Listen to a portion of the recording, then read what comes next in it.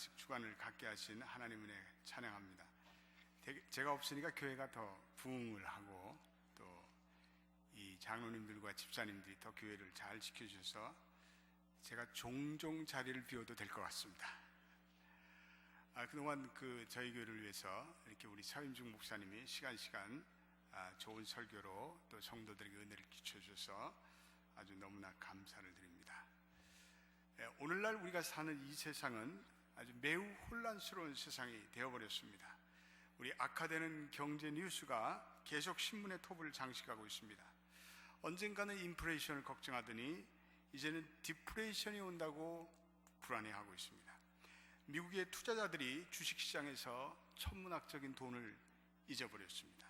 포비스라는 경제 잡지는 연례적으로 세계 갑부의 리스트를 실는데 그 리스트는 마치 회원권을 얻는 것 같습니다.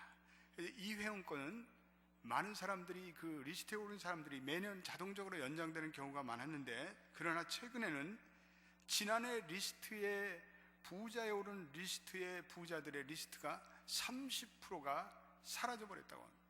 그만큼 오늘날 이 세상이 매우 불안정한 세상이 되어가고 있습니다. 오늘 미국만이 불황이 아니라 일본도 또 전지구촌적으로 장기 불황을 겪고 있습니다.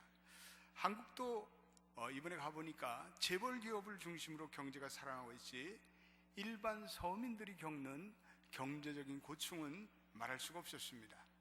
이 한국에는 전통적으로 중산층 계층이 점점 튼튼히 자리 잡고 있었는데, 이제는 그 중산층이 무너지고 빈부의 차가 이렇게 심각하게 벌어지는 그러한 위기에 처해 있습니다. 한국의 중산층의 소득이 지난 몇 년 동안 거의 20% 내지 30%가 줄었다는 그러한 통계를 읽은 적이 있습니다. 이러한 와중 가운데 한국에서는 성적 범죄가 기승을 부리고 있습니다. 온 사회의 성적인 타락의 정도가 가히 심각한 수준입니다.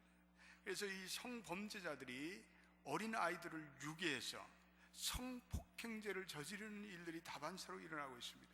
그래서 이 성범죄로 인해서 그 부모들이 매우 근심하고 염려하면서 자녀들을 보호하고 지키기에 애를 쓰고 있는 새로운 신풍속도가 이 한국에서 펼쳐지고 있습니다. 오늘날 우리가 걷는 기상의 이변도 매우 심각합니다. 최근에 캘리포니아의 지질 데이터 센터에서는 LA에 조만간에 비건이 온다는 그런 예보를 계속하고 있습니다. 2000년에서 2008년 사이에 전 세계적으로 지진이 무려 42.8%가 증가했다는 통계도 나오고 있습니다. 이번에 한국에 잠시 머물러 보니까 한국 기후가 이제는 동남아시아 기후가 된 것이 아닌가, 사람들이 그렇게 얘기를 하더라고요. 그래서 여름은 길고 그리고 봄, 가을이 대단히 짧아졌다는 그러한 얘기를 하고 있습니다. 이 한국은 기후가 아열대 기후가 되고 있습니다. 폭염과 열대가 기승을 부리고 있습니다. 아마 이 아틀란타에도 우리 올해 기록적인 혹서가 계속되고 있습니다. 오늘 우리 이러한 세상을 보면서 우리가 던지는 질문은 이러한 질문이 될 수가 있습니다. 세상에서는 지금 어떤 일이 벌어지고 있습니다. 오늘같이 이 혼란한 세상 속에서 우리는 어떤 확신으로 살아가야 합니까? 이 혼란한 세상을 지탱해주고 이 혼란한 세상 가운데 우리를 지탱해주는 그러한 버팀목은 무엇이 되어야 하겠습니까? 이런 우리는 본질적인 질문을 던지지 않을 수 없습니다. 이러한 현 세대의 불확실성에 우리 처하면서 우리가 깨닫는 것은 이건 다 하나님의 말씀의 귀중함을 저와 여러분들은 다시 한번 절실하게 깨닫게 됩니다. 하나님의 진리만이 영원한 진리이며 그 말씀에 기반을 둔 삶만이 참된 평화를 누릴 수 있기 때문입니다. 하나님의 말씀이 어느 때보다도 더 절실한 그러한 시대에 저와 여러분은 살아가고 있습니다. 하나님의 말씀만이 우리의 흔들리지 않는 영원한 견고한 터가 되기 때문입니다. 오늘 본문을 살펴보면 제자들은 다락방에서 매우 불안한 심정을 가지고 시달렸습니다. 제자들은 임박해오는 예수님의 죽음의 예고 앞에서 그들의 미래가 불안하게 여겨졌습니다.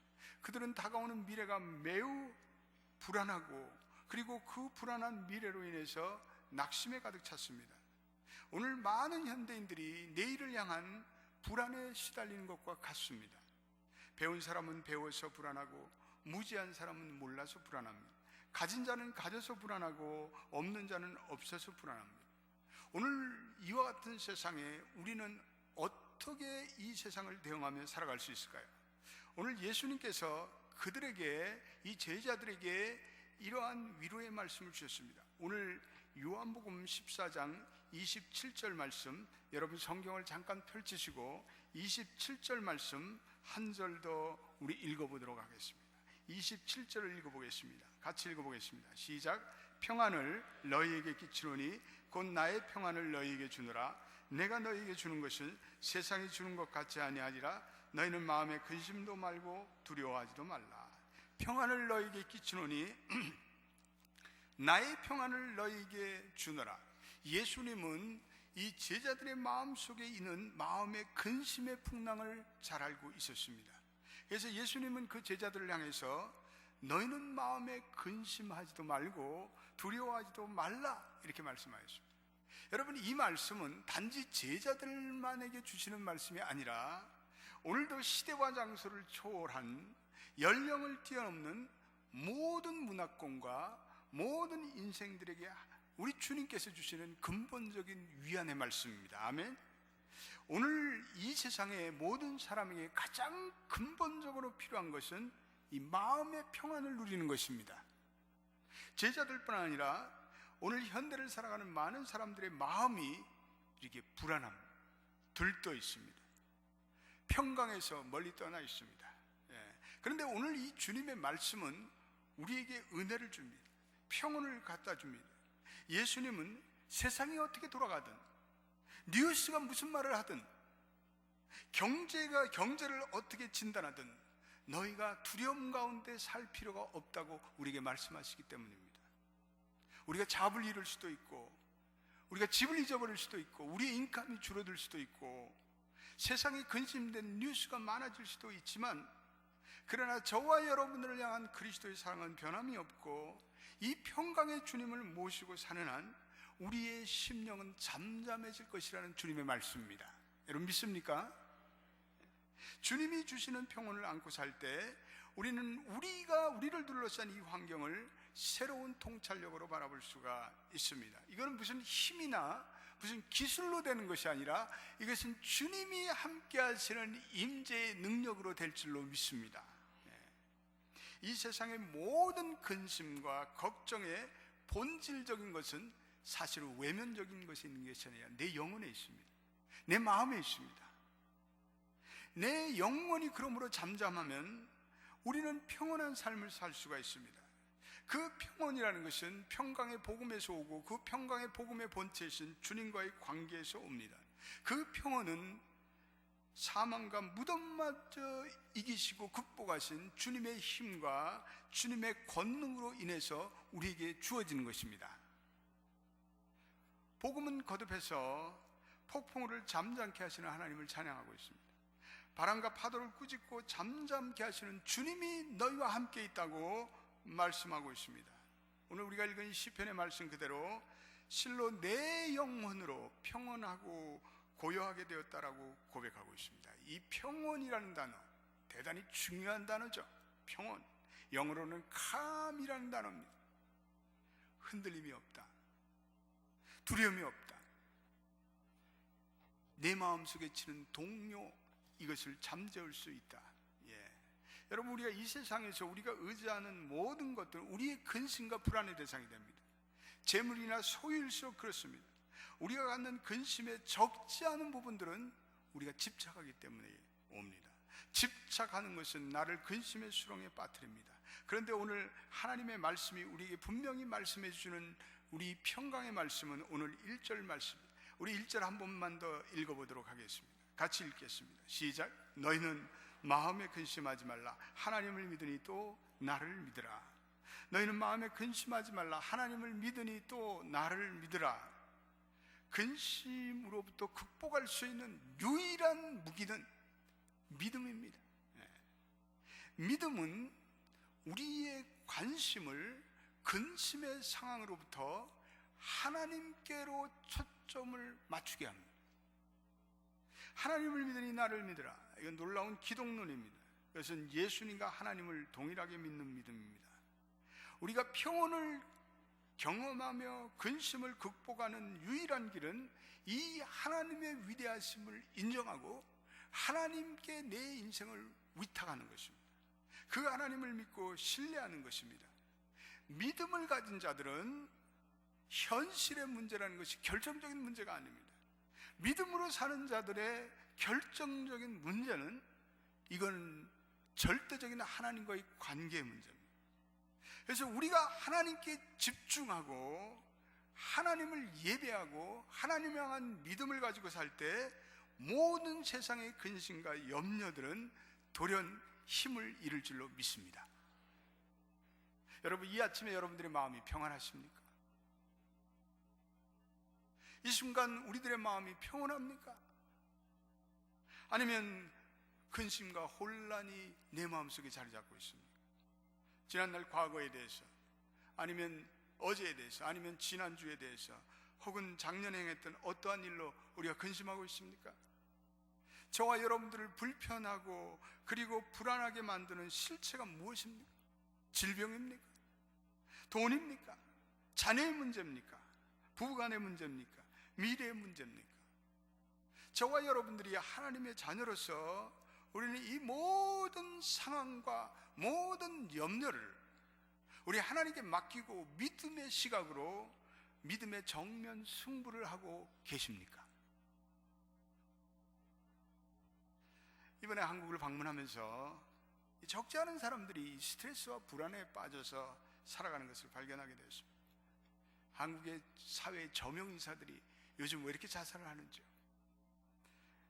지난주에는 부장판사가 자살을 했습니다. 회사의 CEO가 목숨을 끊습니다. 스타급 연예인이 자살을 합니다. 그들은 이 한결같이 마음의 고장이 나서 그렇습니다. 마음이 심약하기 때문에, 마음이 연약하기 때문에, 이 마음이 근심을 이길 수 있는 힘이 없기 때문에 그렇습니다. 오늘 세상은 이러한 이 마음과 염려를 진정시키기 위해서 신경 안정제가 천문학적인 액수로 팔리고 있습니다. 미국에는 무려 1,500만 명의 인구가 이러한 신경 안정제를 매일 상용할 정도로 염려와 근심에 시달리고 있다는 통계입니다. 예수님은 오늘 근심에 쌓인 제자들 향해서 위로하고 계십니다. 예수님은 너희는 마음에 근심하지 말라. 인간들에게 있어서 가장 문제는 이 염려와 불안과 스트레스의 문제임을 예수님은 너무나도 잘 알고 계십니다. 그래서 예수님께서 제자들 향해서 마음에 근심하지 말라고 말씀하시는 이유는 단 한 가지입니다. 그들의 마음이 불안하기 때문입니다. 그들의 마음이 불안한 이유는 단 한 가지입니다. 그들은 믿음이 없습니다. 오늘 우리의 인생의 근심의 문제를 근본적으로 해결할 수 있는 유일한 길은 그것은요, 이 하나님을 향한 믿음을 가지고 살아가는 믿음의 길 외에는 없습니다. 오늘 인간의 마음을 튼튼하게 만들고 그리고 평안하게 만드는 것은 하나님을 향한 믿음뿐입니다. 오직 하나님을 향한 믿음을 가지고 사는 사람들은 염려도 없고 근심도 없고 그리고 행복하고 복되고 평온한 사람, 여러분 믿습니까?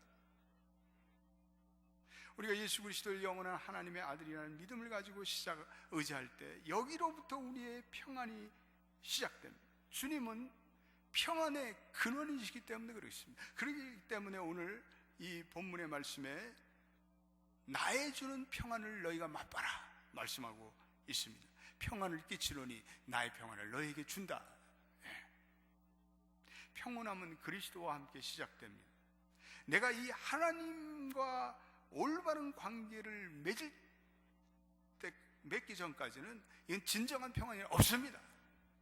내가 어떤 일을 해도 어떤 것을 추구해도 진정한 평안이라는 것은 없습니다. 그런데 그 올바른 하나님과의 올바른 관계를 맺게 해주시는 유일한 분은 바로 예수 그리스도입니다. 그래서 요한복음은 믿음의 복음이라고 부르는데 믿는다라는 동사가 98번이나 나옵니다.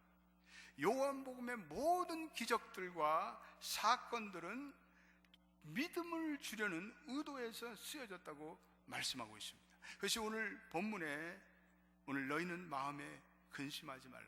하나님과 그리스도의 관계에 있어서 이 믿음이 온다는 것입니다.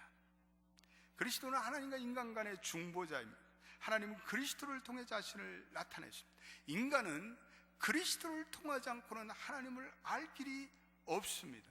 여기서 하나님을 믿으니 나를 믿으라는 말씀은 그리스도를 통해서 하나님을 알라는 것입니다. 그리고 그리스도께 온전히 나가면 우리는 하나님을 알고 하나님이 주시는 평강을 누릴 수 있다는 그런 말씀입니다. 아멘. 밤중에 아이가 무서움에 빠져 있을 때 부모 외에는 위로해 줄 사람이 없습니다. 아이는 엄마나 아빠의 품에 안길 때 평안함을 느낍니다. 그것이 오늘 시편의 말씀입니다. 모든 인간들은 하나님의 품 안에 안겨 있을 때만이 거기에 진정한 평안과 거기에 진정한 평온함이 찾아오게 창조되어 있습니다. 그래서 우리가 그 하나님이 누구인지를 아는 것만큼 우리는 평온해집니다. 내가 하나님의 지식에 잘하는 만큼 우리의 평온이 증가됩니다. 여러분들 믿으세요? 두 번째, 믿음에는 믿음의 보증이 될 근거가 필요한데 우리는 아무나 믿지 않습니다. 우리 교제를 통해서 이 사람이 도대체 신실한 사람인가 아닌가를 확인할 때 믿습니다. 그런데 우리가 하나님을 믿고 그 믿음이 우리의 궁극적인 믿음의 대상이 될 수 있는 것은 2절 말씀에 있습니다. 한번 같이 읽어보겠습니다. 2절 말씀 매우 중요한 말씀입니다. 같이 읽어보겠습니다. 시작. 내 아버지 집에 거할 곳이 많도다. 그렇지 않으면 너에게 일렀으리라. 내가 너희를 위하여 처소를 예배하러 가노니. 내 아버지 집에는 거할 것이 많도다. 이 말씀은 도대체 무슨 말씀입니까? 내 아버지 집에 거할 것이 많도다. 예수님은 뭔가 풍성한 처소에 대해서 말씀하고 있습니다. 한 사람이 다른 도시에서 새로운 직장을 얻었습니다. 그리고 이제는 가족을 이주시키려 합니다. 그러면 그는 가족보다 먼저 가서 그 새로운 그 집을 구하는 작업을 시작합니다. 그래서 아이는 아빠가 몇 주일간 떠나 있을 거라는 말을 듣고 눈물을 흘립니다. 그때 아빠가 아이를 품에 안고 우리 새 집에 가면 멋진 방이 있어. 그리고 네가 자전거를 탈 수 있는 넉넉한 뒷마당이 있단다. 그리고 네가 마음껏 뛰어놀 수 있는 리빙 공간이 있어. 그때 아이는 그 그림을 그리면서 위로를 받고 눈물을 그칩니다. 마찬가지로 오늘 예수님께서 우리 모든 근심에 빠진 인생들에게 무언가 엄청난 마스터 픽처, 그림을, 놀라운 미래에 대해서 이것을 너희들이 근심할 때마다 생각하라 말씀하고 있습니다. 주님께서 우리에게 주시는 이 마스터 픽처는 주님이 예비하신 그곳은 풍성한 것입니다. 눈물이나 고통이 없는 것이며 이 영원한 처소가 우리의 궁극적인 안전을 제공한다는 것입니다. 저와 여러분들의 인생의 목적은 이 궁극적인 처소를 향해서 우리는 걸어가는 다 도상적인 존재입니다. 우리의 인생의 궁극적인 목적은, 우리의 인생의 순례의 궁극적인 목적은 이 영원한 주님께서 우리에게 주시는 이 풍성한 처소를 위해서 우리가 예비하고 준비하는 인생을 살아가는 것입니다. 주님은 그 집을 준비하러 이미 떠나셨습니다. 그분은 그러나 다시 올 것입니다. 그래서 그분이 아버지께로 갈 때 모든 사람에게 그 영생을 얻게 하는 권능을 주시는 행위가 바로 주님의 승천입니다. 그래서 그분이 하나님께로 가셔서 첫째로는 성령을 우리에게 보내주셨습니다. 그래서 성령은 보혜사 성령이며 바로 우리 곁에 서서 우리를 도와주십니다. 우리가 기도할 때 내가 너무 불안합니다, 내가 너무 초조합니다, 내가 너무 근심에 사로잡히십니다, 내 마음을 어떻게 극복할 길이 없습니다 라고 기도하면 그분은 고아와 같이 우리를 버려두지 않으시고 성령을 우리 가운데 역사하셔서 성령이 우리 안에 거하셔서 그 성령이 우리로 하여금 깨닫게 하시고 우리의 두려움을 극복케 하시고 그리고 우리를 격려하시고 우리의 마음에 힘을 두십니다. 성령의 역사. 그래서 우리는 불안과 초조와 염려가 생길 때마다 우리는 성령을 전적으로 의지해야 합니다. 이 성령님은 우리에게 평안과 안식을 넉넉히 주실 수 있는 놀라운 능력을 가지신 분이기 때문에 그럽니다. 그럴 뿐 아니라 그분은 종말의 때 영광스러운 모습으로 오실 것입니다. 그래서 우리의 인생은요, 마지막 결론을 짓게 하는 엄청난 영광이 우리에게 기다리고 있습니다. 성경은 계속 반복해서 이 진리를 우리에게 말씀하고 있습니다. 예수를 믿는 가장 큰 축복 중에 축복은요, 우리로 하여금 결론 있는 인생을 살게 한다는 것입니다. 따라합시다. 예수를 믿으면 결론 있는 인생을 살게 된다. 여러분, 저와 여러분들은요, 결론 있는 인생을 향해서 달려나가고 있습니다. 하나님의 자녀들은 마침내 피리엇 딱 결론이 있어요. 우리는 하나님의 심판대 앞에 섭니다. 그리고 우리는 그 행위에 따라서 하나님의 상급과 그리고 하나님의 축복을 누리고 우리는 풍성한 처소에서 우리는 주님과 영원히 거하는 동행하는 삶을 살 것입니다.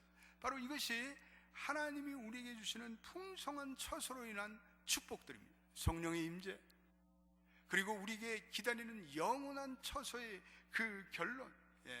그래서 이 하나님의 풍성한 처소에 근거하지 못하는 믿음은 진짜 믿음이 아닙니다. 죽음이 단지 우리의 인생의 현재의 우리 죽음으로 끝난다면 이것은 믿음이 아닙니다. 죽음 전원편 주님께서는 분명히 약속하십니다. 너희들에게 풍성한 처소가 기다리고 있다. 이 풍성한 처소가 3절의 말씀입니다. 같이 한번 우리 3절을 읽어보겠습니다. 시작. 가서 너희를 위하여 처소를 예비하면 내가 다시 와서 너희를 내게로 영접하여 나 있는 곳에 너희도 있게 하리라. 나 있는 곳에 너희도 있게 하리라. 오늘날 현대교회가 점차적으로 이 종말론에 대한 신앙을 잊어버리고 있습니다. 현대생활이 너무나 분주하고 바쁩니다. 현대인들이 다 이 보이는 것에 집착합니다. 현대인들은 보이는 것만이 모든 것이라고 생각합니다. 그래서 이 세상에 집착하면서 계속해서 세상의 정욕을 따라서 살아갑니다. 그래서 우리의 지상적인 삶이 이 세상의 것을 계속해서 추구하며 살아갑니다. 그것이 노예가 되고 모든 우리의 에너지가 그것을 추구하기에 다 사용됩니다. 그래서 수많은 사람들이 쾌락의 중독, 오락의 중독, 게임의 중독, 술의 중독, 마약의 중독, 그리고 도박의 중독, 이런 것에 우리의 에너지를 다 쏟고 있어요. 그래서 그런 것들은 결국은 우리의 이 내면의 영혼을 고갈시킵니다. 우리의 영혼을 빈사 상태로 빠뜨립니다. 우리의 영혼을 가난하게 만듭니다. 결국은 우리의 관심은 사라질 것에 집중하고 맙니다. 그래서 우리의 영혼들이 고무풍선같이 매우 연약한 상태입니다. 젊은 사람들은 놀고 마시고 캐세라 세라, 내일은 없다, 오늘만이 인생의 전부다, 이렇게 생각하고 자기의 인생을 흥청망청 살아가며 매우 태폐적인 인생을 살아갑니다. 그러기에 사회가 혼란하고 그리고 사회가 방종합니다. 저는 이번에 한국에 가서 서초동의 사랑의 교회와 안양에 있는 안양제일교회라는 곳을 방문한 적이 있습니다. 교회에서 한 걸음만 나가면 온통 태폐적인 유흥업소가 가득합니다. 수많은 젊은 사람들이 술과 음란과 세상 쾌락을 즐기면서 흥청망청 살아가고 있습니다. 그 안양에 가니까 안양에서 그 금요일 밤 철야 예배를 제가 인도하고 그리고 교회에서 숙소를 준비해서 숙소에 머물고 아침에 좀 자깅을 걸어야 되겠다고 이렇게 나와서 걷는데 그 호텔 주변이 다 유명한 환락가입니다. 그런데 아침에도 술 취한 그 젊은이들이 여전히 환각에 빠진 듯 수많은 젊은이들이 이곳저곳을 휘청거리고 허우적거리고 다니고 있었어요. 저는 그러한 모습을 보면서 정말 우리 이 한국의 미래가 염려되었습니다. 그들도 종말이 온다는 사실을 알아야 할 텐데, 그러면 저런 방탕한 삶을 살지 않을 텐데, 저들이 100년 만년 살 것 같은 그러한 인생을 살아가는데, 저는 바울의 말씀이 생각났습니다. 그런즉 너희가 어떻게 행할 것을 자세히 주의하여 지혜 없는 자처럼 살지 말고 오직 지혜 있는 자처럼 하여 세월을 아끼라. 때가 악하니라. 그러므로 어리석은 자가 되지 말고 오직 주의 뜻이 무엇인지 분별하도록 하라. 여러분, 우리 모두에게 인생의 종말의 시간은 반드시 찾아옵니다. 그리고 우리는 개인적인 종말과 함께 또한 우주적인 종말도 찾아옵니다. 그러므로 이 종말을 잊어버린 신앙은요, 결론 없는 신앙입니다. 기독교 신앙은요, 반드시 결론이 있습니다. 그렇다고 현실을 무시하는 그러한 불경건한 종말론도 우리는 경계해야 합니다. 우리가 공부한 데살로니가 교회처럼 종말을 핑계해서 현실도 무시하고 일도 않고 사회 문제를 야기하는 그러한 경향은 우리 배격해야 되겠죠. 그러나 우리가 현실을 살면서 우리는 하나님의 처소를 대망하는 그러한 삶을 살아야 합니다. 내세의 풍부한 처소를 약속받은 성도들은 현세에서도 풍부한 삶을 살아가기 때문에, 하나님 나라의 풍성한 내일의 처소를 대망하는 삶은 이 땅의 것을 아무 소용이 없다고 부인하는 그러한 삶이 아니라, 이 땅의 것에 마음을 두지 않고도 하나님 나라에 마음을 두면서 오늘 내 삶의 활기와 열정과 그리고 목적과 의미를 가지고 우리는 살아가게 됩니다. 그 영혼을 추구하는 마음으로 인해서 오늘 우리 이 세상의 압력과 그리고 혼란에 우리가 압도당하지 않습니다. 오히려 그것을 우리는 극복할 수가 있습니다. 최근에 한국에서 우리 크리스찬을 중심으로 매우 신선한 운동이 펼쳐지고 있습니다. 그것은 살며 움켜졌던 소유를 앞으로 더 많은 인생을 살아갈 사람들에게 나누고자 하는 운동입니다. 손을 펴고 나눔을 전파하는 유산 남기지 않기 운동입니다. 이미 한국에서는 이것에 동참하는 적지 않은 사람들이 생겨나고 있습니다. 어떤 유리회사 사장은 부인 앞으로 집 한 채 남기고 거액의 재산을 사회복지재단에 기부했습니다. 어떤 분은 소유한 부동산을 처분해서 그 금액을 3등분해서 교회와 고아원과 그리고 쌀 나누기 운동에 기부했습니다. 중소기업 사장인 어느 분은 100억 원가량의 자기의 자산을 장학재단과 복지시설과 농아학기에 기증했습니다. 이 운동은 한국의 기독교 선교 100주년을 맞이하면서 어느 기독교 실업인 모임에서 시작됩니다. 많은 기독교에 적지 않은 생각 있는 기독교인들이 이 영혼의 삶을 묵상하면서 예수의 충성스러운 청지기로 살아가자는 그러한 운동으로 자기의 전 재산을 사회에 환원하는 운동이 시작되고 있습니다. 여기에 동참하는 사람은 매년마다 자기의 유언장을 가족들에게 읽어줍니다. 3분의 1은 나의 가족에게, 3분의 1은 교회나 사회 공동체에게, 그리고 3분의 1은 어려운 이웃에게 기부한다는 그러한 내용입니다. 나를 위해 단 한 평의 땅도 단 한 칸의 집도 남기지 말아 주십시오. 내가 하늘의 부름을 받은 그날부터 나의 모든 소유는 이 사회를 밝히는 데 사용해 주십시오. 나의 서재에 있는 1만 권의 책은 고향에 있는 도서관으로 보내주십시오. 나의 시신은 의학 발전을 위해서 의과대학에 기증해 주십시오. 그리고 나의 장례식은 밝은 노래 속에서 치르도록 하고 부고는 돌리지 마십시오. 어느 회원이 만든 유언장의 내용입니다. 미국에 사는 우리 많은 동포들도 이제는 은퇴기를 접어들어서 하나님의 부르심을 받는 나날이 다가오고 있습니다. 우리들이 마음의 정리를 해야 할 때입니다. 이 운동에 동참하는 분들은 이구동성으로 자기가 이 유언장을 정리함으로 자기의 인생의 태도나 죽음을 바라보는 자기의 모습이 달라졌다고 말합니다. 자신의 미래를 향해 가장 중요한 인생의 약속을 함으로 이 죽음을 바라보는 태도와 그리고 영혼을 사모하는 마음을 그들에게 갖게 되었다고 말씀하고 있습니다. 그들은 자녀들이 자기를 어떻게 생각할까 걱정했는데 자녀들이 오히려 그러한 부모의 단호한 청지기 태도를 보면서 부모를 존경하게 되고 이제는 내가 내 스스로 자력으로 살겠다는 독립의지가 솟구쳤다고 합니다. 유언장을 쓰면서 죽음에 대한 두려움에서 벗어나 영원한 하나님 나라의 풍성한 처소를 준비하는 그러한 인생으로 살아가는 홀가분한 인생으로 전환되었다고 합니다. 오늘 저는 결론 내리기 원합니다. 이 혼란한 세상, 이 스트레스와 두려움이 가중되는 이 세상 속에 우리는 어떻게 살아야 합니까? 우리는 하나님과 그리스도를 향한 믿음을 가지고 살 때만이 우리는 평온한 마음, 평화의 마음으로 살아갈 수가 있습니다. 그분이 약속한 대로 다시 오실 것이라는 종말론적인 믿음이 우리로 하여금 이 땅에 집착하지 않는 영혼을 향한 홀가분한 순례길을 걸어가게 합니다.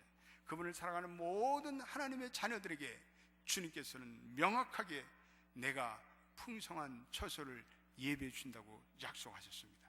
오늘 이 믿음으로 새로워지고 이 평온의 선물을 발견하시는 여러분 되시기를 주의 이름으로 축원드립니다. 기도하겠습니다. 아버지 하나님, 평안을 주노니